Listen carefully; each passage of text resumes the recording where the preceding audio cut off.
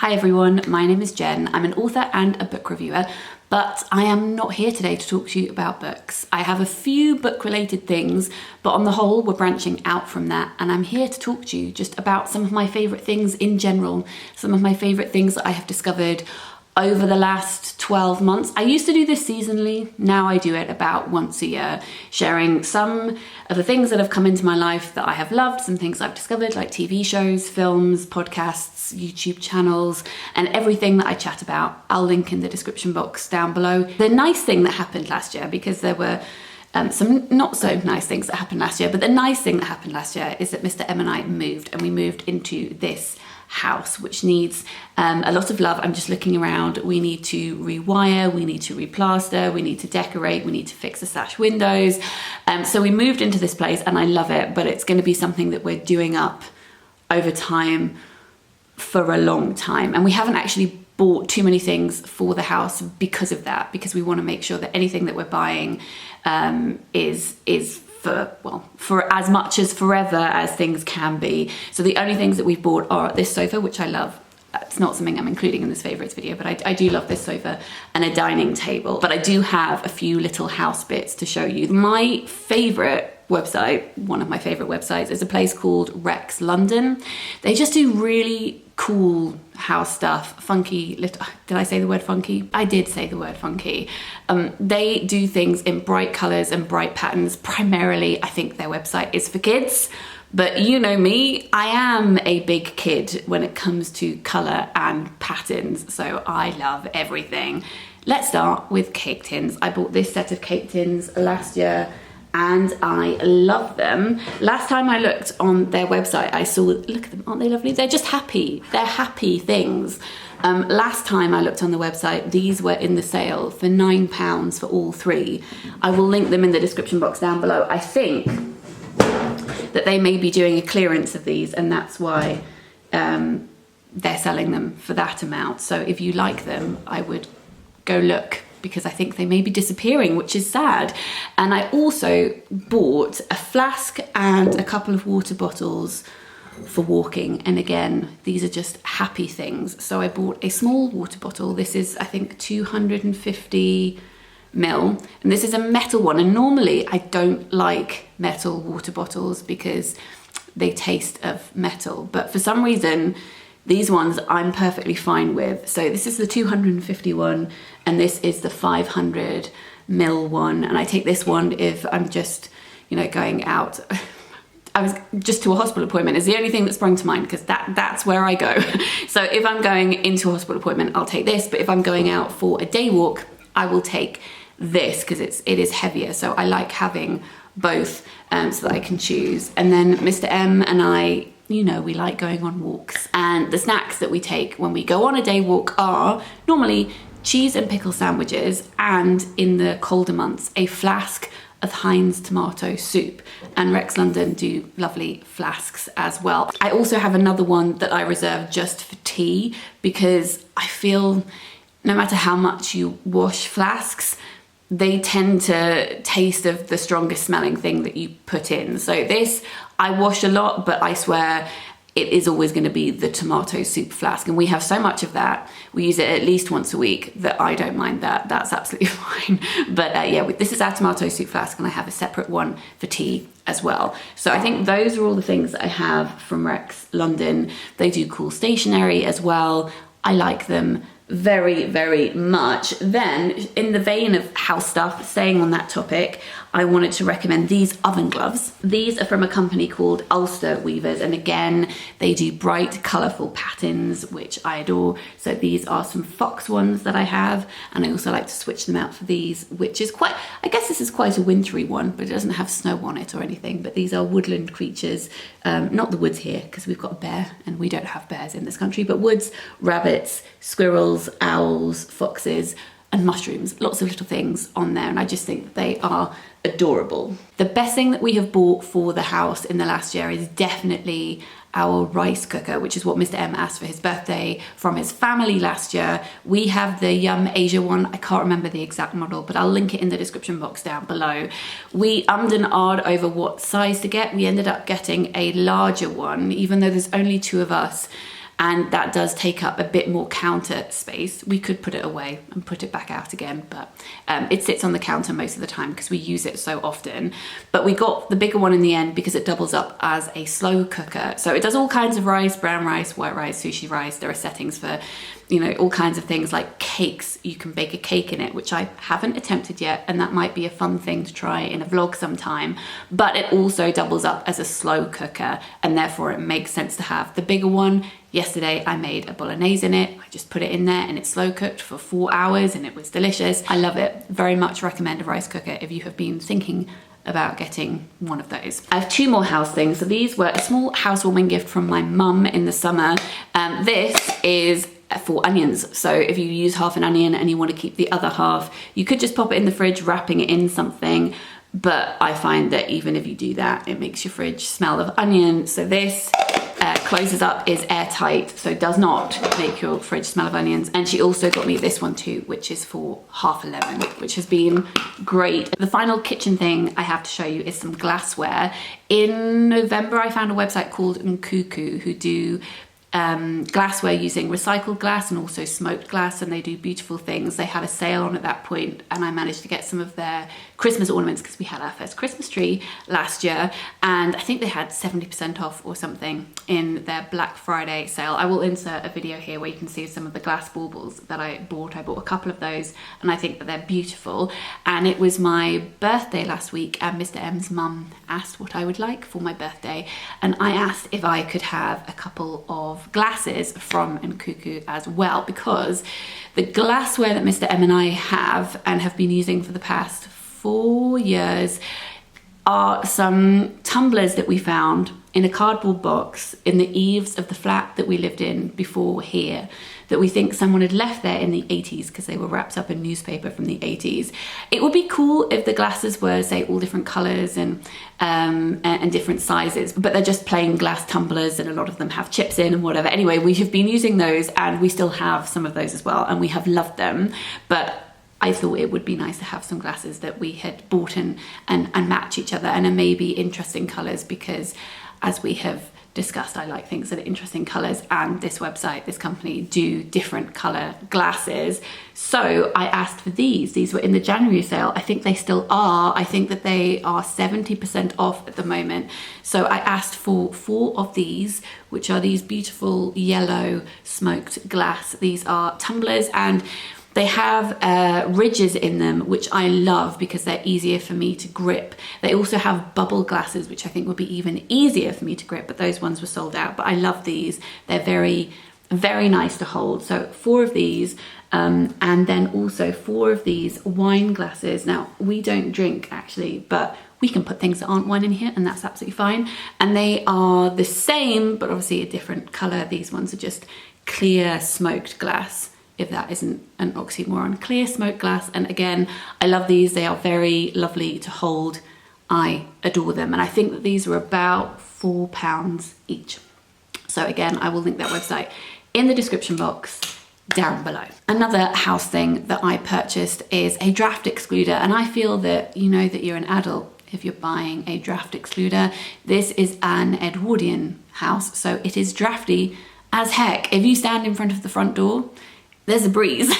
So it was sensible to purchase a draft excluder, and I wanted to make sure that I bought one that was exactly the right size, because if it's not, what's the point? Because it just gets around the edges, doesn't it? So I found an Etsy seller that makes draft excluders to exactly the size that you need them to be, and you can choose the print as well. So I went for William Morris Strawberry Thief, and I love it very much. Every time I see it when I walk downstairs, it makes me happy. So I will link that Etsy seller in the description box down below as well. Okay, shall we move on to clothes? I think I bought 4 items of clothes last year. I basically feel like I have a uniform almost, which you probably have noticed if you've been around here a while.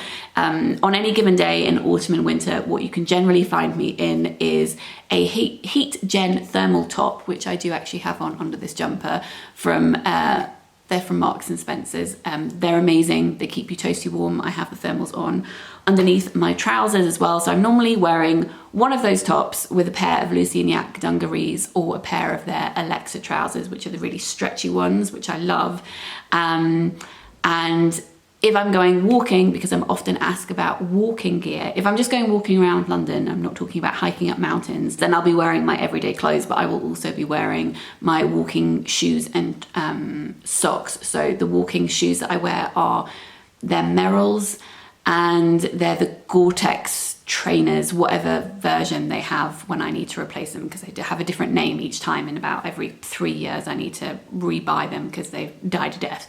And so Merrell Gore-Tex waterproof trainers with Bridgedale walking socks. The socks are so important. If I wore normal socks with those shoes, they wouldn't be comfortable and they wouldn't work and they wouldn't give me support. So Bridgedale socks, Merrell shoes.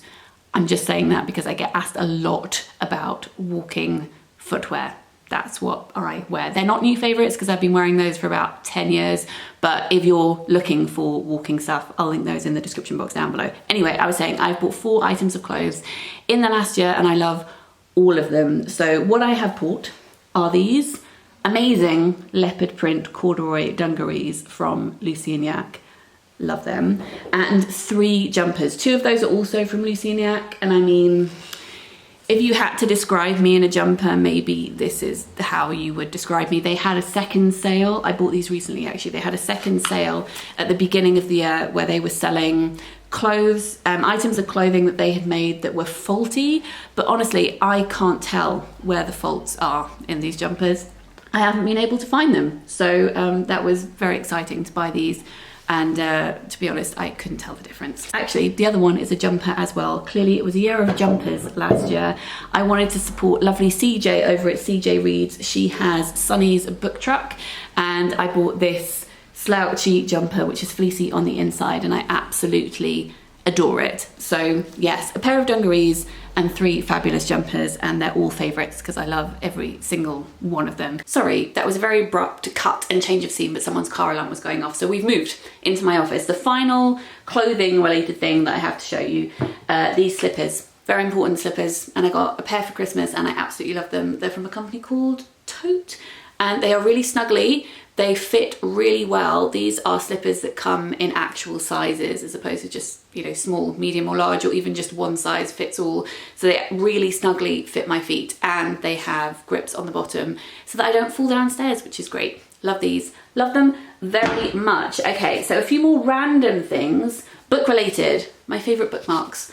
I bought these in a set of bookmarks from a seller on Etsy, just blending those 2 words together right there, and I love them. I find them very calming as well as very beautiful, and I enjoy these tassels. I will link the seller in the description box down below. Oh, I left one of the things downstairs that I was going to show you. I will just insert it because I'm not going to go downstairs and get it. I don't have a new favourite board game to show you. I'm asked so often what our favourite board games are, and I have talked about those in a video before, and those are board games for 2 people. So I'll link that in the description box down below. I don't have any new favourites from the last year. We've been playing old favourites for comfort, but I do have a new version of an old favourite, and it's this, which is the Unlock game. I think it's called Games Adventures. Each one has a different title, and I think there are maybe 10 of them now. So these are card games that are escape rooms, you know, as much as you can have an escape room that isn't a room around you that you're trying to get out of, but it is a timed game where you're trying to, in some cases, get out of a situation. And this one is 3 different games. They link with an app on your phone, which is really atmospheric. It plays music. You have to use your phone to solve clues, maybe sometimes take photos of things, or shake your phone or put the torchlight on. You know, if you find yourself in a dark room and you can't see what you're supposed to do, it knows if you put the torch on your phone, and then it'll give you an extra clue as if you've discovered something in the dark. It's very clever. I love it. It's creepily clever, actually, creepily clever. But this one is 3 different games that are based on other games that this company produces. One of those is Pandemic. Not a game that I've been wanting to play in the last 3 years. I haven't played, is it Mysterium? I think is the other one, and I can't remember what the other game is inspired by, but it absolutely doesn't matter. You don't have to know anything about the other games at all. But I just thought that this version worked so well and we had such fun playing it. So I wanted to give a shout out to that. Really the game that we've been playing the most this year, I think, is the one we were playing the most last year, which is a 5-minute card game called Battle Line. So if you haven't checked that out before, it's a 2-player card game and I absolutely love it. If you love Rummy Cub, then you'll enjoy it. Then podcast, my favourite podcast from last year was the Books Unbound podcast, which is run by Ariel and Raylene, and it's just lovely. They release an episode every Sunday and it's just nice listening to two friends chat about books. I recommend it. And my favourite YouTuber from last year, I think, is Carrie Cakes. I actually discovered her very late on in 2022. She is called Carrie. She is American. She currently lives in Korea and has lived in Seoul for a very long time. I think 10 years, if I haven't just fabricated that. It's a long time anyway. And she just makes the most relaxing weekly vlogs where she takes you around Seoul. And sometimes if she's traveling, she'll take you there.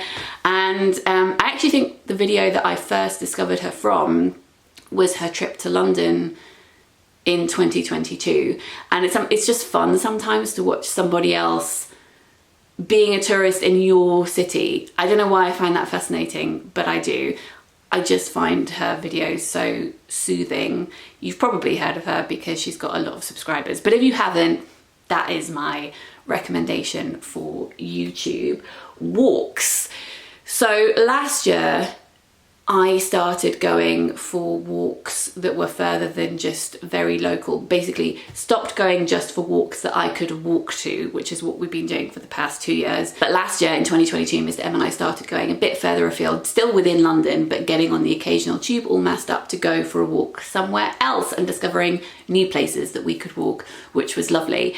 And even yesterday, actually, we went for a walk from London Bridge to Canary Wharf via the Isle of Dogs, and there was this light display that unfortunately finished yesterday. We didn't know it was there, and it was still daytime when we were there, so we didn't get to see it lit up, but it had this winter lights display, including this floating earth in the river, which was really cool. I will insert a little video of that here. So we've done quite a few river walks, and I've included some of those in reading vlogs over the course of the year. But I think my favourite new London walk that we did was to walk from Putney to Kew Gardens, and I just loved it. I think it's mainly the most beautiful in autumn because there are a lot of trees en route, but it's very pretty all year round, and you get to see a lot of London across the water as well as explore Kew, which is a beautiful place. So I do have a couple of minutes footage of that particular walk, and I will link the map in the description box down below if you want to go and do that walk yourself, but I will insert that here and come back to you after that.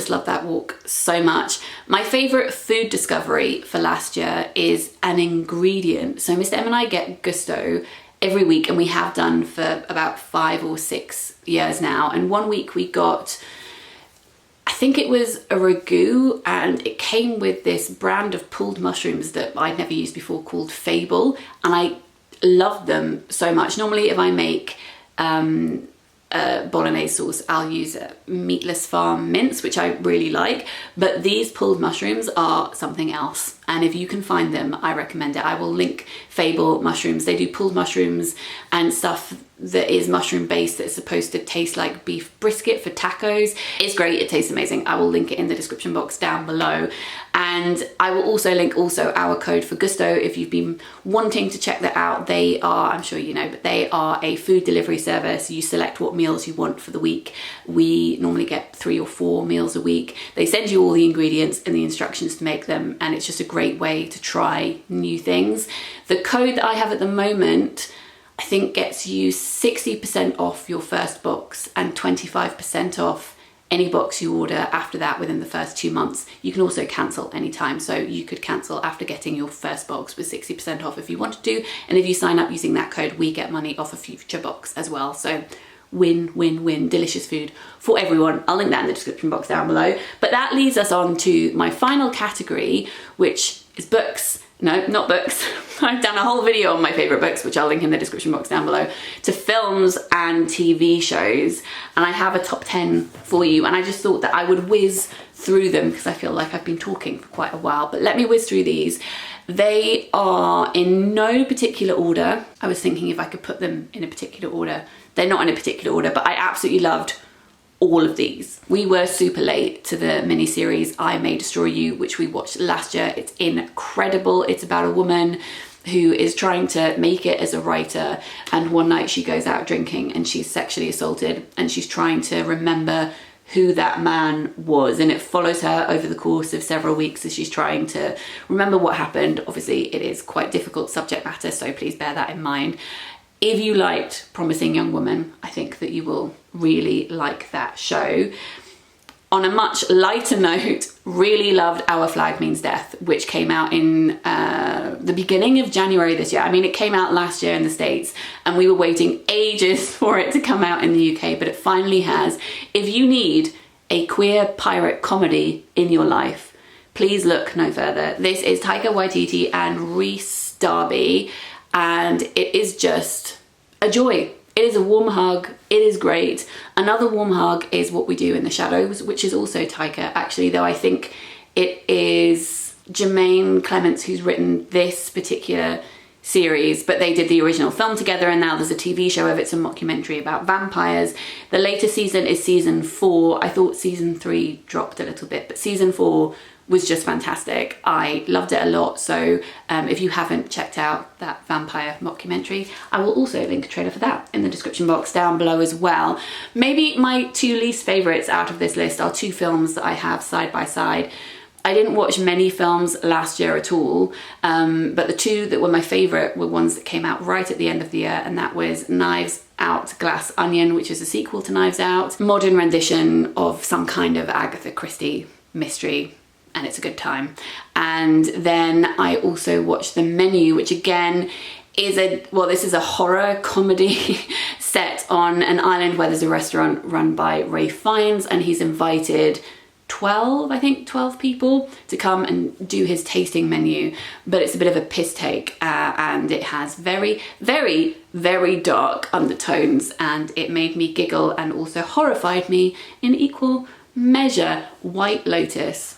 Jennifer Coolidge. Need I say any more? I probably do need to say more than that. It's set in a hotel. This is the 2nd season. You don't need to have seen the 1st season. They are separate to each other, except that Jennifer Coolidge is in both of them. It's about customers, very rich customers who attend this hotel, and about the sordid stuff that they get up to and the lies that they tell their families. It's full of suspense. It's edited extremely well, and yeah, it's also very, very funny. One of the best shows I've seen in years was The Traitors, and I have talked about this in another vlog because I was so obsessed. It's a reality TV show. It first was on in the Netherlands, but this is the first UK version, set in a Scottish castle with 22 people, all of whom pretend to be faithfuls, but 3 of them are traitors, which means that they meet in secret every night to decide which contestant they're going to murder, in inverted commas, i.e. send home. Everyone is trying to work out who the traitors are. It uncovers a lot of unconscious bias. It makes people not very nice some of the time and extremely, extremely paranoid. It was just brilliant to watch, presented by Claudia Winkleman. We also watched the US version, which came out recently, which is set in the same castle. They're actually doing the same tasks as well, but this one is hosted by Alan Cummings, who clearly was told to hyperbolize his Scottishness as much as possible for an American audience and wear every inch of tartan that he could lay his hands on. I enjoyed that series as well, but the UK one definitely had my heart. Something that has my heart right now and is currently on, and I am completely obsessed with it, is Happy Valley. My mum told me to watch this and I hadn't heard of it before, and I didn't realise that it came out in 2013, 2014, I think. There were 2 seasons then, and there's a new season that's come on right now.